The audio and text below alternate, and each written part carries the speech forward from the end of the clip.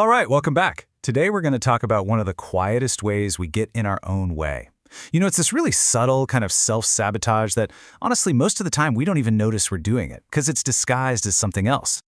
So let me ask you this. Have you ever been there? Some great opportunity pops up. Could be a new job, a potential relationship, a really cool project. And that first little voice in your head whispers, "Oh, no way. That's too good for me." That single thought, well, according to the ideas we're exploring today, it can literally stop progress dead in its tracks. It's like we build our own ceiling and then wonder why we can't grow taller. So in this explainer, we're diving straight into this idea from William Walker Atkinson's thought vibration. We're going to look at why we do this to ourselves. We'll unpack the huge difference between what he calls false humility and real strength. And then we'll wrap up with a really simple practice you can use to start claiming your own. So first up, what is this too good for me trap? Well, it's the idea that so many of us miss out on amazing things, not because we can't get them, but because deep down, we just don't feel like we deserve them. And that brings us to Atkinson's big idea here, claiming your own. Now, what I think is so brilliant about this is how he frames it. This isn't about being arrogant or entitled or taking anything away from anyone else. Not at all. It's an internal shift. It's about realizing that you have a fundamental right to pursue what you need for your own happiness and your own growth. And this is the heart of it, so I really want this to land. Nothing is too good for you. Seriously. This isn't just some feel-good pep talk. Atkinson sees it as an ethical truth. You are part of this world, and you have a right to the best it has to offer. The only thing standing in the way is a story you might be telling yourself that says you don't. Okay, I know what some of you might be thinking right now. Doesn't this sound a little arrogant? And that's a fair question. But Atkinson makes this absolutely crucial distinction between what he calls false humility and true, quiet confidence. And you can see the difference right here. On one side, you've got this false humility. It's passive. It's always putting itself down. And if you look underneath, it's really just based in fear. But on the other side, you have calm strength. This is active, it's assured, and it comes from a place of just knowing yourself. You see, a truly strong person doesn't have to shout about it. They're self-contained. They carry their strength quietly. So here's the bottom line.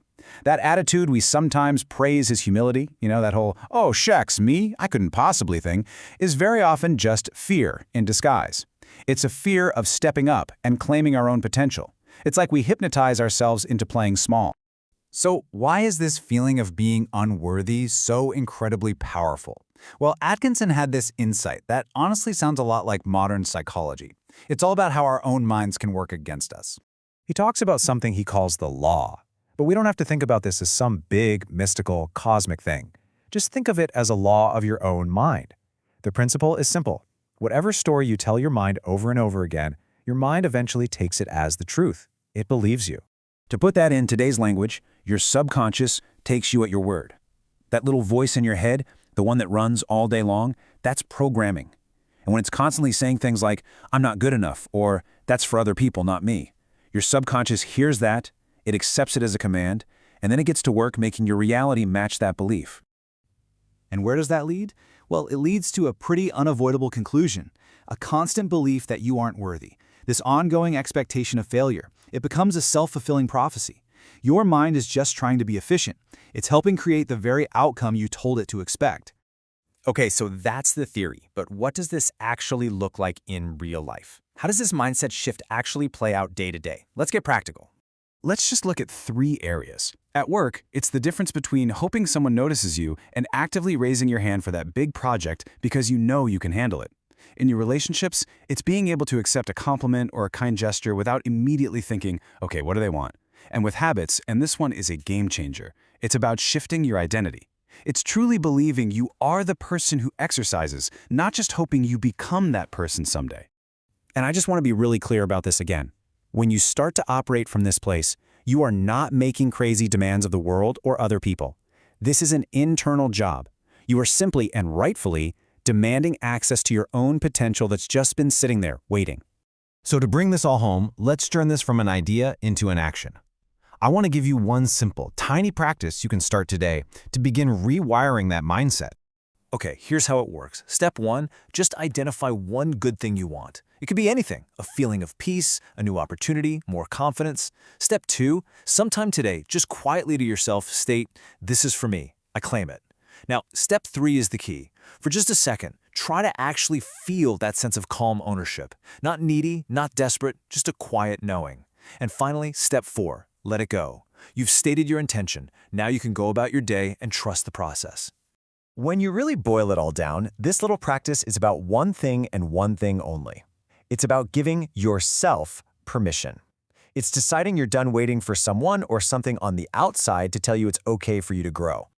So, as we bring this one to a close, what's the one big idea to really take with you from all of this? It's this. Life has a funny way of giving you what you subconsciously demand from it. So if your inner, unspoken demand is, "I'm not really worthy," life tends to agree with you. The real work, then, isn't out there. It's in here, changing that demand.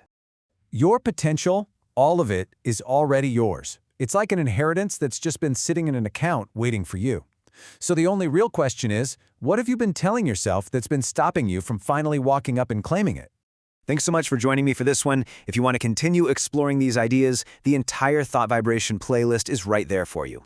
I'll see you in the next one.